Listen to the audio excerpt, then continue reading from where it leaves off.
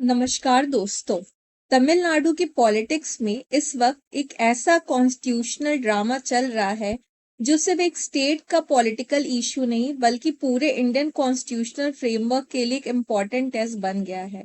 Actor से politician बने सी Joseph विजय की पार्टी तमिलागा विक्ट्री कजंगम यानी टीवीके ने तमिलनाडु असेंबली इलेक्शन 2026 में एक हिस्टोरिकल परफॉर्मेंस दिया।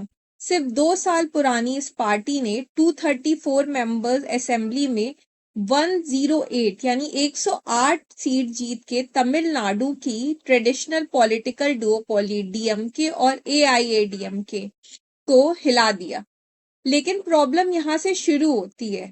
108 सीट जीतना बहुत बड़ा अचीवमेंट था, पर मेजॉरिटी मार्क था 118 यानी कि 118। यानी विजय को गवर्नमेंट बनाने के लिए कम से कम 10 और एमएलएस की जरूरत थी।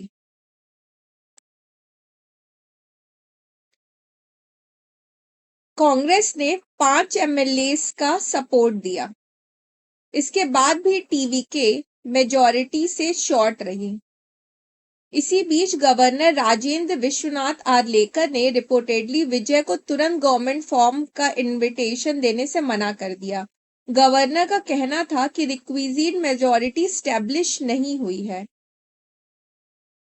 टीवीके सपोर्टर्स और कॉन्स्टिट्यूशनल एक्सपर्ट्स का एक सेक्शन कहने लगा कि गवर्नर का काम मेजॉरिटी वेरीफाई करना नहीं होता। गवर्नर का काम सिर्फ इनविटेशन देना होता है और मेजॉरिटी टेस्ट असेंबली फ्लोर पर होता है। इसी को लेके सुप्रीम कोर्ट में रिट पिटीशन फाइल हुई है। एजिलरा सारी P versus principal secretary governor of Tamil Nadu.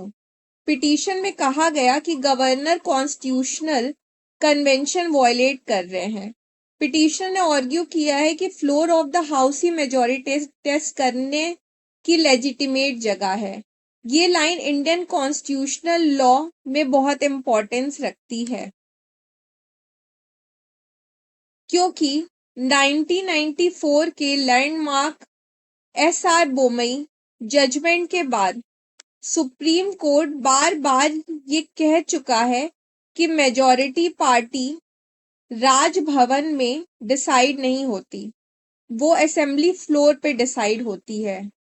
SR Bommai case originally article 356 misuse के कंटेक्स्ट में था, लेकिन उस जजमेंट ने इंडियन फेडरलिज्म और डेमोक्रेटिक लेजिटिमेसी को रीडिफाइन किया।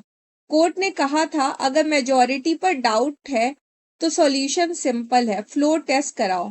इसी प्रिंसिपल को बाद में Jagdamba Pal case, Karnataka government formation dispute, Goa cases, Madhya Pradesh floor test cases सब में रिपीट किया गया। पिटीशन ने सरकारिया कमीशन रिपोर्ट का भी सहारा लिया है।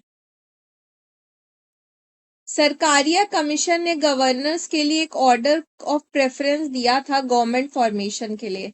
सबसे पहली preference pre poll alliance with majority, second single largest party with outside support, third post poll coalition और सबसे लास्ट ओपिनियन था प्रेसिडेंट रूल। पिटीशन का आर्गुमेंट था कि तमिलनाडु कोई प्री पोल एलियंस मेजॉरिटी में नहीं था, इसीलिए कॉन्स्टिट्यूशनल कन्वेंशन के हिसाब से टीवीके को पहले इनविटेशन मिलना चाहिए था। पॉलिटिकल एटमॉस्फेयर मीनवाइल और ड्रामेटिक हो गया है। रिपोर्ट्स आई कि एमएलएस को रिजॉर्ट्स में शिफ्ट किया जा रहा है। हॉर्स ट्रेडिंग का भी एलिगेशन आया। फॉर सपोर्ट लेटर्स की कंट्रोवर्सी भी सामने आई। एएमएमके ने एलिजली कंप्लेंट दी कि उनके एमएलए का फॉर सपोर्ट लेटर यूज हुआ। डीएमके लीडर्स ने टीवीके पे एक्यूजेशन लगाया कि वो पहले सपोर्ट सिक्योर करें फिर गवर्नर के पास जाए। दूसरी तरफ टीवीके सपोर्टर्स कह रहे थे कि गवर्नर डेलिबरेटली डिले कर रहे हैं। फिर पॉलिटिकल इक्वेशन रिपीटेडली चेंज होने लगा। कांग्रेस सपोर्ट ऑलरेडी था, सीपीआई और सीपीआईएम ने सपोर्ट दिया, बीसी के सपोर्ट डिस्कशन भी शुरू हुए। रिपोर्ट्स के अकॉर्डिंग टीवी के इवेंचुअली मेजॉरिटी मार्क क्रॉस करने की पोजीशन में आ गई। कुछ रिपोर्ट्स ने 119 का फिगर भी मेंशन किया। अगर ये सपोर्ट ऑफिशियली कंसोलिडेट हो जाता है तो विजय तमिलनाडु के नेक्स्ट चीफ मिनिस्टर बन सकते हैं, और अगर ऐसा होता है तो ये इंडियन पॉलिटिक्स के सबसे dramatic actor to chief minister transition में से एक होगा। विजय की राइज कंपेयर की जा रही है एमजी रामचंद्रन से। एमजीआर ने भी सिनेमा से पॉलिटिक्स में एंट्री करके तमिलनाडु की पॉलिटिक्स परमानेंटली चेंज कर दी।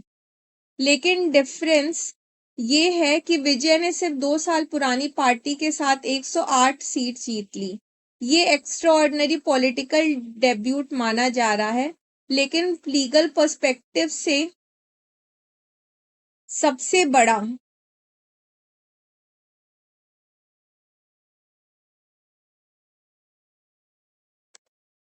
लेकिन लीगल पर्सपेक्टिव से सबसे इम्पोर्टेंट इशू अब भी वही है, गवर्नर की डिस्क्रिशन कितनी है। क्या गवर्नर मेजॉरिटी प्रूफ डिमांड कर सकता है बिफोर इनविटेशन, या फिर गवर्नर को सिंगल लार्जेस्ट पार्टी को इनवाइट करके फ्लोर टेस्ट अलाउ करना चाहिए। Indian constitutional practice generally second model को फेवर करती है, क्योंकि डेमोक्रेसी का एसेंस इलेक्टेड हाउस में होता है, राजभवन में नहीं। सुप्रीम कोर्ट रिपीटेडली कहता है कि floor test is the best test, और इसी वजह से तमिलनाडु का ये डिस्प्यूट सिर्फ एक पॉलिटिकल कंट्रोवर्सी नहीं, बल्कि फेडरलिज्म, कॉन्स्टिट्यूशनल मोरालिटी, गवर्नेशनल डिस्क्रिशन और डेमोक्रेटिकल लेजिटिमेसी का मेजर नेशनल डिबेट बन चुका है। आने वाले दिनों में अगर सुप्रीम कोर्ट इस मैटर पे डिटेल्ड हियरिंग करता है तो एक और इम्पोर्टेंट प्रेसिडेंट डेवलप हो सकता है। Role of governor, government formation, constitutional conventions, limit of discretionary power, और शायद इंडियन कॉन्स्टिट्यूशनल लॉ का एक और हिस्टोरिक चैप्टर लिखा जाएगा।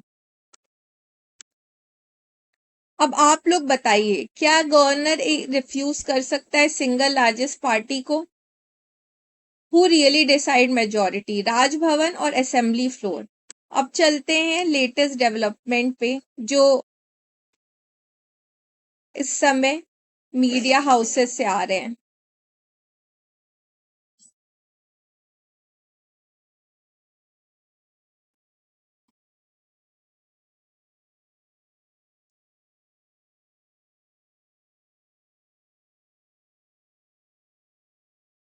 ये न्यूज देख के तो यही लग रहा है कि अभी और थोड़ा और डिले होने वाला है।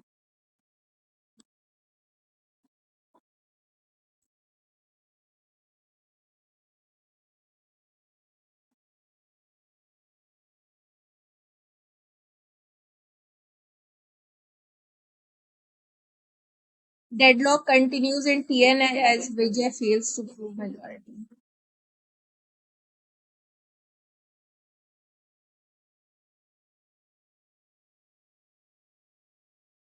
इसे देख के तो ये लगता है कि साउथ इंडियन मूवीज से भी ज्यादा